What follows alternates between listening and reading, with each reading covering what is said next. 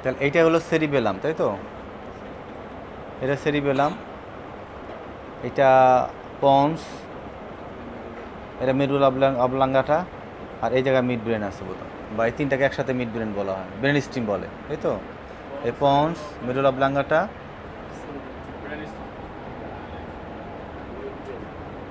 Mid brain, এই জায়গায় mid brain, তিনটাকে কী বলে? ব্রেন স্টিম বলে। এমআরআইতে যদি আমাদের বললাম না, আমাদের স্পাইনের যদি আমাদের এই ক্রস সেকশনে তোমার অটোমেটেড প্রসেস আর অ্যাক্সিসে যে আমাদের লাইন আছে, লাইন থেকে যদি সেরিবেলামটা নিচে থেকে নেমে আসে, তাহলে কি বলে এটাকে? এইটা আমরা এমআরআই সাথে যেটা সেকশন আমরা বুঝতে পারবো। কথার কথা, ধরো যদি এখান থেকে যদি আমরা একটা লাইন টানি, হ্যাঁ, আর সেরিবেলামটা যদি নিচে থেকে নেমে আসে, তাহলে আমরা কী পাবো? আমরা সাইজেরটার সেকশন আমরা কী দেখবো? যদি নেমে আসে তাহলে কনজেনিটাল অ্যানোমালি বুঝতে পারবো আমরা। হ্যাঁ, জন্মগতভাবে যদি নেমে আসে তার বিভিন্ন লক্ষণ পাওয়া যাবে। এই রুগীটা তোমার ব্রেনের অনেকগুলো সাইন সিমটম নিয়ে তোমাদের কাছে আসবে। হ্যাঁ, ব্যালেন্স পাবে না, এই সমস্যা সেই সমস্যা, নানা মতো সমস্যা আমাদের কাছে নিয়ে আমাদের কাছে আসবে। তখন আমরা বুঝতে পারবো যে এই রুগীটার এই সেরিবেলাম নিচের দিকে নেমে আসছে। সেরিবেলাম নিচের দিকে, ধরো যদি এরকম একটা রেখা টানি আমরা, এরকম কাল্পনিক, হ্যাঁ, এটা হলো এই অডন্ডের প্রসেস আর ওই অ্যাক্সিসের মাঝখানে দেখেছিলাম না আমরা, আর সেরিবেলামটা নিচের দিকে নেমে আসে, জন্মগতভাবে নেমে আসে। এই যে আমাদের সাজাটা সেকশনে এমআরআইতে বোঝা যায়, সেটা দেখতে কিন্তু বুঝতে পারবো আমরা জন্মগত ত্রুটি আমরা বুঝতে পারবো। এবং এইভাবে কিন্তু অনেক, এই যে এমআরআইতে কিন্তু বর্তমানে তোমার নিউরোলজিস্টরা অনেক গুরুত্বপূর্ণ রোগ কিন্তু তারা ডায়াগনোসিস করে ধরে। হ্যাঁ, সেরিবেলামের কাজ হচ্ছে ব্যালেন্স করা এবং মোটর মুভমেন্ট কন্ট্রোল করা। মোটর মুভমেন্ট কন্ট্রোল করা। কথার কথা, একটা পেন্ডুলাম, হ্যাঁ, ধরো এই একটা পেন্ডুলাম, ধরো এই দিলাম, চলতেছে না? সূত্র কি সূত্র? দ্বিতীয় সূত্র ছিল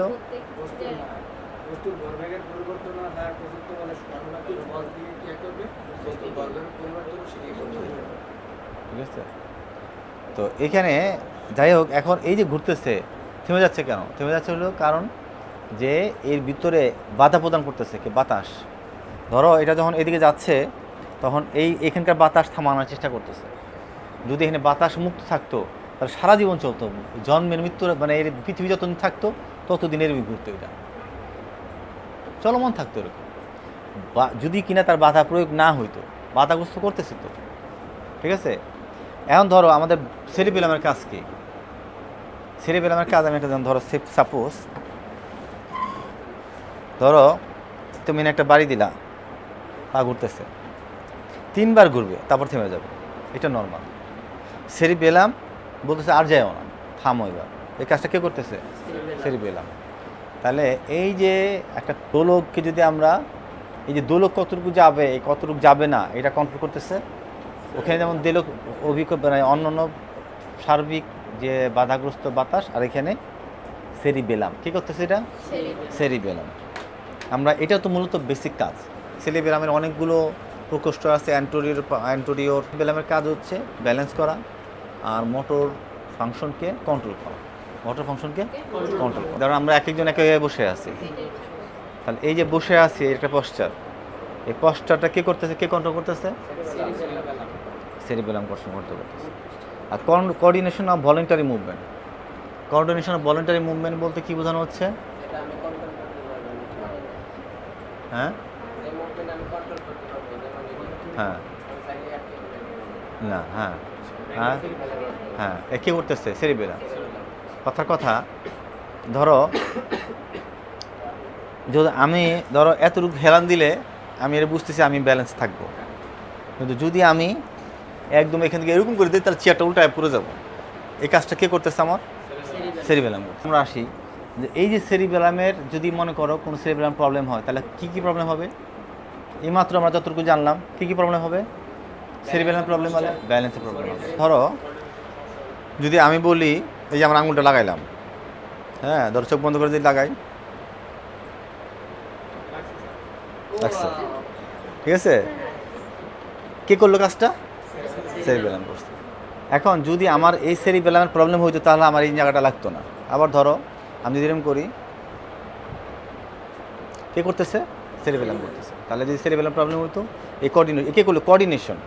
কীরকম কোঅর্ডিনেশন বোঝার চেষ্টা করো। আমার হাতটা এখানে যাচ্ছে, আমি চোখ বন্ধ করতে লাগাইতেছি, এই যে আমার হাতের যে মুভমেন্ট ব্রেন থেকে স্পাইনাল কর্ড থেকে হাতের আইসা আমাদের যে ফাইন মুভমেন্ট যে মাসেলগুলো আছে সেই মাসেলগুলো বলতেছে যে না আর যাও না, আর ওদিকে যেন হ্যাঁ ঠিক ডিরেকশনে আছে, এই ডিরেকশন সামনের দিকে যাও, তার সামনের দিকে গেলেই তুমি বাম হাতের টিপসটা পাবা। কে করতেছে এটা? সেরিবেলাম থ্রু দ্য স্পাইনাল কর্ডের এই মুভমেন্টের মাধ্যমে করতেছে। যখনই সেরিবেলামের সমস্যা হবে তখন এই কোঅর্ডিনেশনগুলো হবে না। এখন সেরিবেলামে কী ধরনের সমস্যা হতে পারে? আমরা বলছি অ্যাকিউট কিছু সমস্যা থাকে, ক্রনিক কিছু সমস্যা থাকে। অ্যাকুট সমস্যা কী হতে পারে? থ্রম্বোসিস।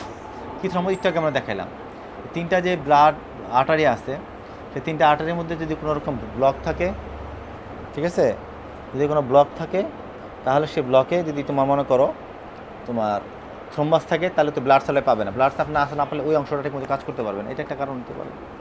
আচ্ছা, হ্যামোরেজ, ধরো এমন একটা রক্তক্ষরণ হইলো যেটা সেরিবেলামের মধ্যে হয়েছে, তাহলে কি হবে? তাহলে সে অংশ কাজ করতে পারবে না।